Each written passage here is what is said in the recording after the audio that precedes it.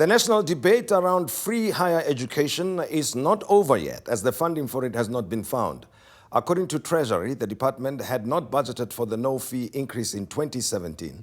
In the meantime, the Higher Education Fees Commission is continuing with its work and is expected to report back to the President by May next year. So where is the money going to come from to make sure that universities are stabilized?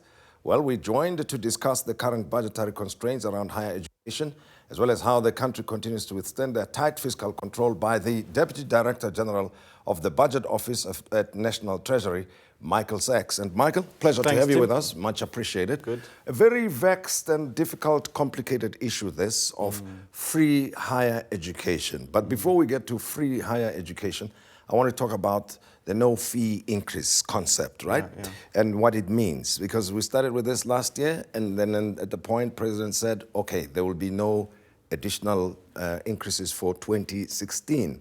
And then the minister announced earlier this year that there should be at most 8% increase for those that can afford to pay, and no fee increase to poorer students. And there was the issue of the missing middle, as we are told they are. But somehow issues got intertwined and complicated and confusing. So now we are talking about no fee increases again, yet there's that 8% cap that was indicated by the Minister of Higher Education. Just explain these confusing concepts to me. So I think it is confusing because, in fact, the no-fee increase is a temporary response to a difficult situation. But I don't think anyone regards it as the permanent solution.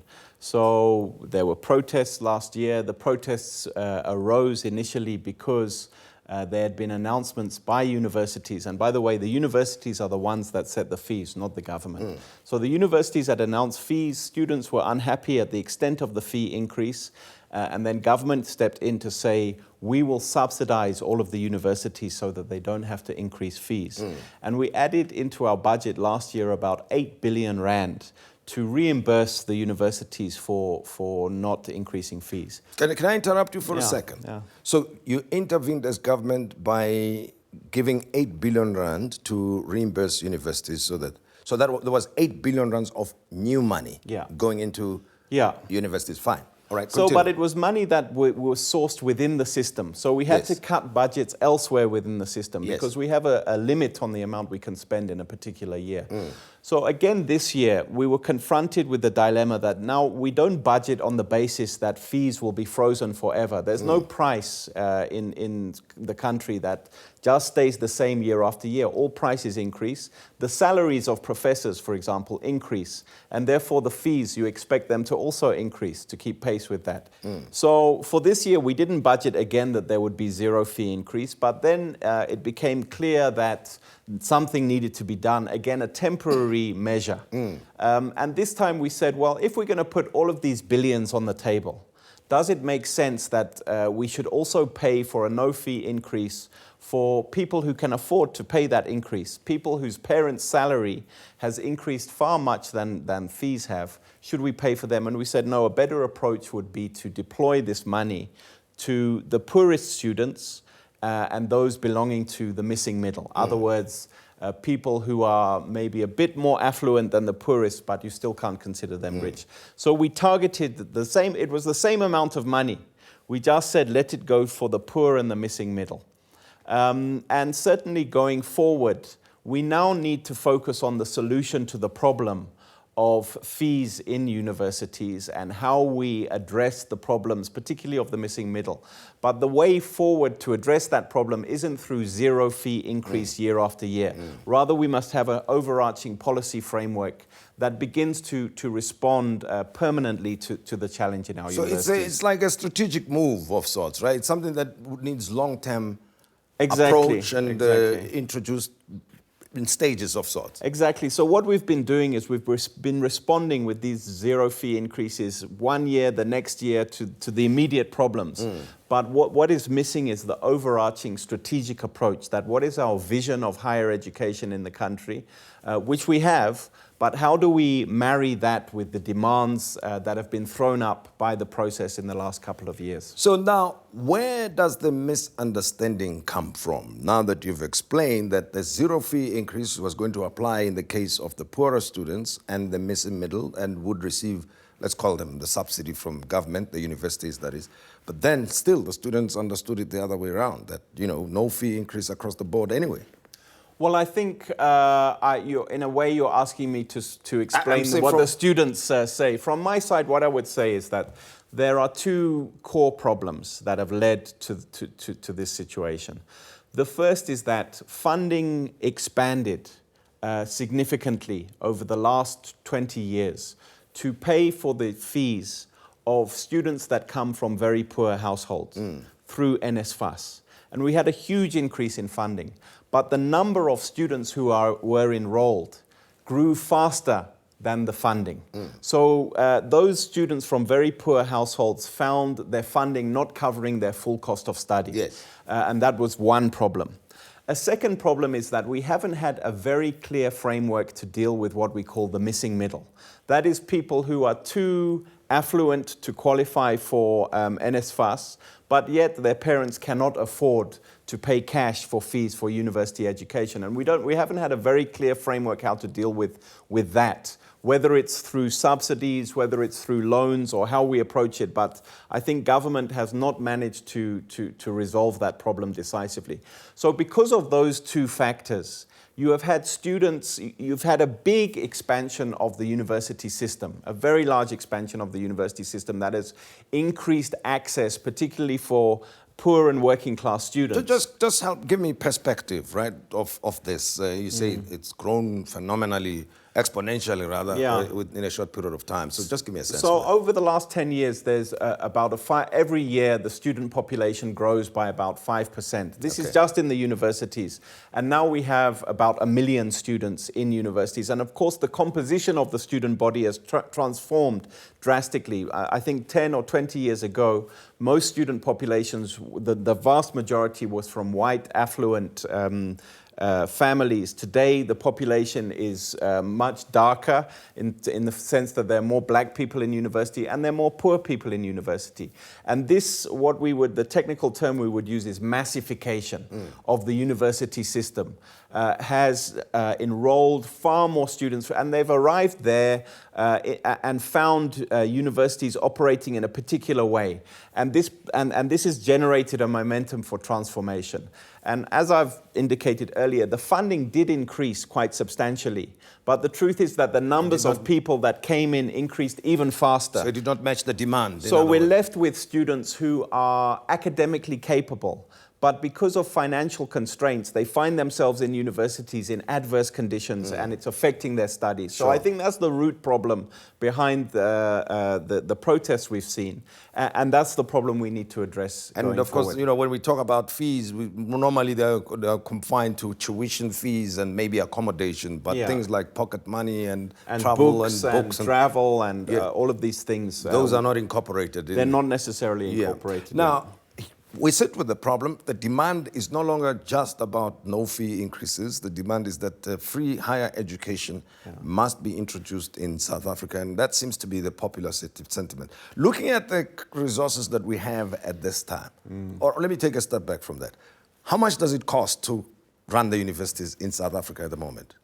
So I think the total money that gets spent in the university system on an annual basis is about 80 billion rand. 80 billion? Yeah, per annum. And I think as government, we contribute about 40 or 50% of that money, and the rest is raised through fees and through what is called third stream income, where the universities sell services to the private sector.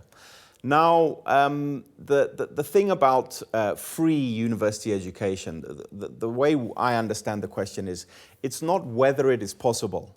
It's the key question is, what sacrifices are we prepared to make to achieve that? Because government has many things that it would like to do, and none of the resources that government has are generated by government. All of the resources we have as government are taken from South African citizens or from the private sector. So when we take those resources, we need to ask what is the best way to use those resources. Now, a university education is a very expensive thing.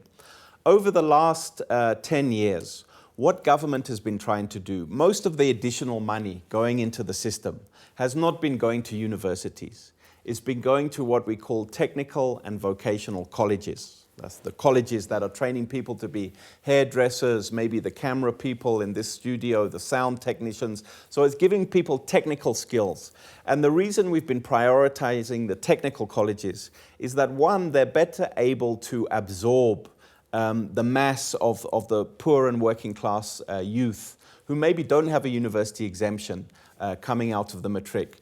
Secondly, those technical colleges are addressing the needs of the economy, the skills that are needed in the economy much more directly than universities. Because university skills tend to be more scholastic rather than technical.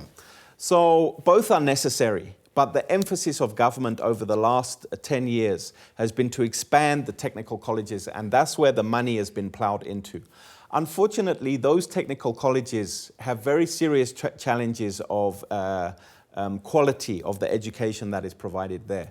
Now, so when we talk about free tertiary education, one first has to ask the question, would everybody go into university given how expensive it is to get a university education, or would more people be channeled into these technical colleges, and then how can we improve the quality of the education that is received there? So, and I understand the issue of the technical colleges, just for our understanding, the whole point of them is that they are work-related, right? Exactly. That you are trained in a particular skill that you can transform or translate into a job opportunity almost immediately. You can even start on your own if you want. And because that's one of the key challenges, anyway, of high unemployment in South Africa. And I suppose you do consider these statistics, for instance, from Stats SA, as Treasury and other government departments, because they put tertiary education at number 17 of the priorities. I think that South Africans say. They say number one is what? Is it employment? That's the number one issue for South Africans. Be that as it may, let's look at the budget and how you put it all together against the different competing interests and arrive at a number. So at least next time we see you, Michael, we don't say, Michael, the last time I spoke to you, what happened to my free education? I thought you'll find money for us. How do you go about deciding how much gets allocated where? So let me start by saying the budget in each year. This year we spend about 1 trillion rand in the budget. That's 1,000 billion. Now, that gets divided. We have very many things that it says in the Constitution are rights that need to be provided to people. For example, basic education in the Constitution is a right. Health is a right. Housing is a right. Now, basic education gets about 15% of the budget. Health gets about 10 or 15% of the budget. Significant resources go to housing. Significant resources go to social grants. So it's not like in each year we just start from scratch and we make up the budget. We've already got commitments to pay salaries of teachers, which is the main cost in providing basic education. So of that 1 trillion rand budget in each year, most of it is committed. And the debate, what we do in an annual budget is say, the little bit of extra that we have, how should we allocate that little bit of extra? And at the moment, because the economy is not in a very good state, as I say, all of the resources we have to spend come from the economy. So when the economy is not growing very fast, the revenue that is coming into government is also not growing very fast. Then we have a choice. When we want to add extra, should we borrow more to add that extra, or should we raise taxes more to borrow that extra? And we have to make those choices before we decide how much we get to spend. The problem over the last 5 or 10, or in fact the last 5 years, is that the economy has been growing slower and slower and slower, and the debt that we owe has been rising and rising until now we owe about 2 trillion rand. So for next year's budget, we have already said, when we presented what they call the mini budget 2 weeks ago, that's the medium-term budget policy statement. When we presented it, we said, in order to cover our expenditure for next year, we will have to raise taxes by 28 billion rand. Now, this is before we consider higher education, additional resources that are required for the new things we want to do. The additional 28 billion rand in taxes is just to pay for the things that we are already doing. We don't have enough revenue to pay for the housing, the education, the health, the social grants that we're already providing. So we have to raise taxes by 28 billion next year just to even provide for what we're already doing. So before we begin considering the new issues that we have to address in the budget. So what's going to happen in the short term, briefly? In the short term, we are going to have to raise taxation quite significantly, and we will also have to curtail our expenditure going forward. We're not reducing expenditure, but we're slowing the rate at which the total pie is growing. And that puts a lot of strain on budgets across the system. So as much as you could say that maybe universities are not receiving enough money, I would also argue that the health sector, the public hospitals are also underfunded. They're not receiving enough money. The police are also underfunded and need more money. And I think that's one of the reasons why we see a lack of effectiveness in public order policing. So there are many things across the system that need more money. And the answer that is going to generate the resources that we need to do these things is economic growth. It's expansion of the resources available to the society through economic growth. And I think that's where we're not really succeeding to achieve. Much appreciated. Thank you very much. Thank you very much, Tim. It's an ongoing discussion, this. Thank you. And the plans hopefully will be put together to fund free university education, but it appears at the moment not possible. And Michael Sachs is with Treasury. Much appreciated. And of course, we'd like to hear your views. How do you think South Africa should plan for a free higher education system, and who is going to pay for it? Should we borrow more, or should taxes be raised? Talk to us, and the Twitter handle is @Tim Modise.